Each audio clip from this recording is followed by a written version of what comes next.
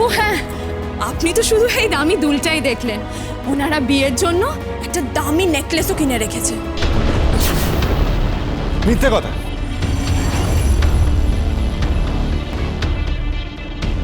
আমি বুঝতে পেরেছি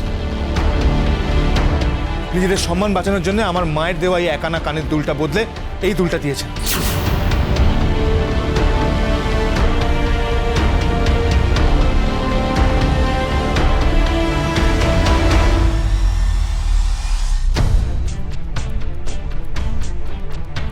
তরি দেবী, আপনার দয়া না আমার মা চেয়েছেন না আমি চেয়েছি। মিথ্যে বলছেন কেন? আপনাদের সবাইকে বলছে উনি মিথ্যে কথা বলছেন। আমার বাবা কোনো ব্যবসায়ী নয়, উনি যে পেশায় আছেন দেশের ভবিষ্যৎ গড়েন, তরুণ প্রজন্মকে শিক্ষা দেন। কিন্তু দুর্ভাগ্যের বিষয় আপনাদের বাড়ির মেয়ে সেই শিক্ষায় শিক্ষিত হয়নি।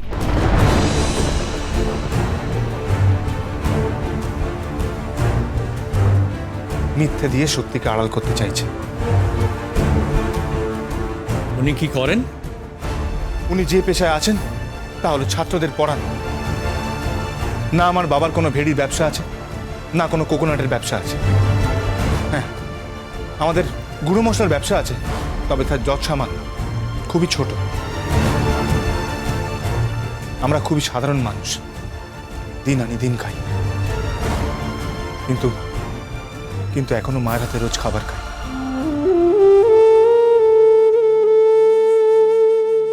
মায়ের কোলে মাথা রেখে গান শুনি,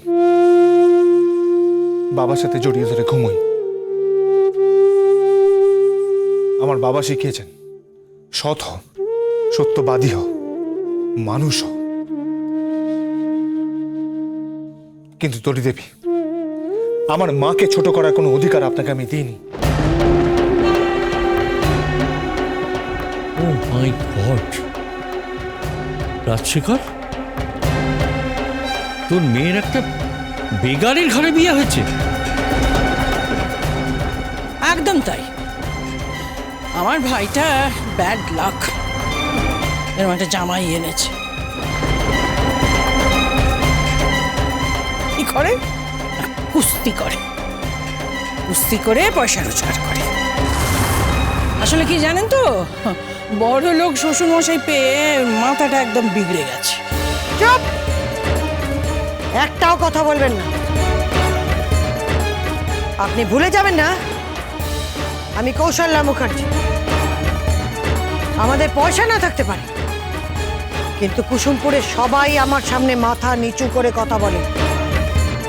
আমি জানি আপনি ইংরেজি পড়েছেন, দামি কাপড় পরেছেন, দামি গয়না পরেছেন, কিন্তু এগুলো সবই লোক দেখানো। আমার শাড়ি সস্তা হতে পারে, কম গয়না পড়তে পারে, কিন্তু আমি আপনার চেয়ে অনেক শিক্ষিত, অনেক ভদ্র,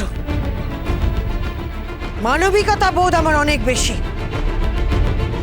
আপনাদের বাড়িতে বড় বড় ঠান্ডা মেশিন থাকতে পারে, বড় বড় গাড়ি থাকতে পারে, কিন্তু আপনাদের মনে এইটুকু, মানুষকে সম্মান পর্যন্ত করতে আপনারা শেখেননি। একটা কথা বলবেন না আপনি। গাঙ্গুলি পরিবারের মান সম্মান সব ধুলায় মিশিয়ে দিয়েছেন। চুপ করো, তুমি চুপ করো প্লিজ। কৌশলী দেবী, আমি আপনার কাছে হাত জোর করে ক্ষমা চাইছি। আপনি ওর কথা কিছু মনে করবেন না।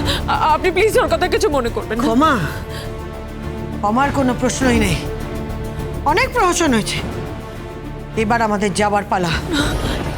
আর এখানে থাকতে পারবো না। খোকা! হ্যাঁ মা, দেখুন দেখুন, যা হবার সেটা তো হয়েই গেছে, আপনি ছেড়ে দিন না। এবারে আপনারা সকলে মিলে আশীর্বাদটা করে ফেলুন না। হ্যাঁ, বাড়ির ছোট জামাই আশীর্বাদ করবে না?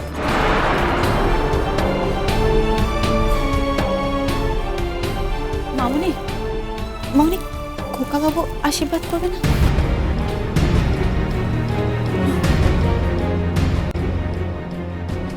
খোকা, এবার তুমি আশীর্বাদ করো। যাও বাবা, আশীর্বাদ করো, যাও। দাঁড়ান, দাঁড়ান। যতদিন না উনি নিজে সোনা কিনে দিতে পারবেন ততদিন উনি ধান দুব্বর মাথায় দেবেন।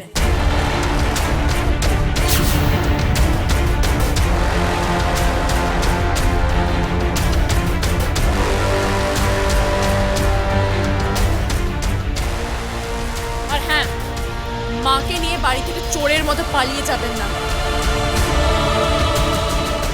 আর হ্যাঁ মিসেস কৌশল্য মুখার্জি, আপনি তো নিজেই বলেন যে আপনি রত্নগর্ভা, আপনার ছেলে নাকি সব করতে পারে। তাহলে যদি ক্ষমতা থাকে আপনার ছেলেকে বলুন দামি সোনা দিয়ে ওকে আশীর্বাদ করুক। ঠিক বলেছে, এরকম উৎসব আরো একবার হবে। এর থেকে অনেক বেশি দামি গয়না দিয়ে আমি ওনাকে আশীর্বাদ করব। আর ততদিন পর্যন্ত খোকা এই শহরে থাকবে, আর তার মাও এই শহরে থাকবে। বজরংবলী দিব্যি। কুস্তি করে পয়সা রোজগার করে। আসলে কি জানেন তো, বড় লোক শ্বশুরমশাই পেয়ে মাথাটা একদম বিগড়ে গেছে।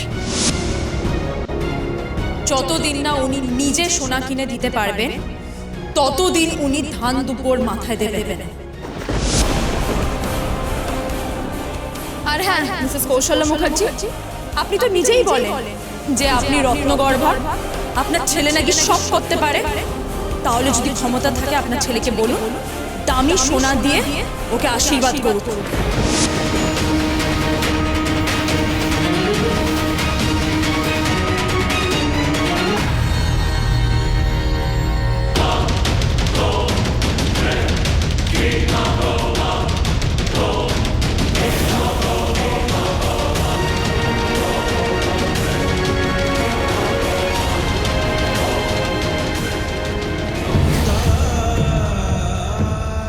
হে বজরংবলী, আজ আমার মাকে সবার সামনে যেভাবে অপমান সহ্য করতে হয়েছে,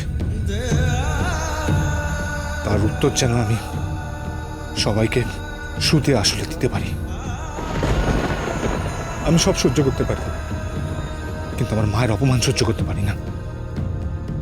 আমার মা আমার জীবন, আমার ঈশ্বর, আমার ভগবান। মাগো আমার মা, আমি তোমারই খোকা, তুমি আমার জননী ভগবান, তুমি মা। মায়ের আঁচল মায়ের স্নেহ কোথায় গেলে পাবে কেহ, মায়ের আঁচল মায়ের স্নেহ কোথায় গেলে পাবে কেহ, তোমার চরণে আমার জীবন।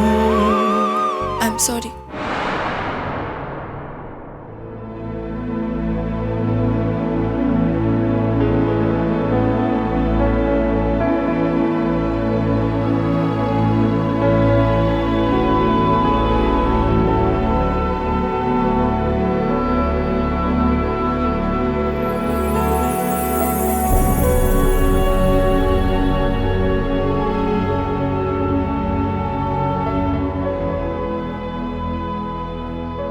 আপনার মুখে সরি কথাটা মানায় না।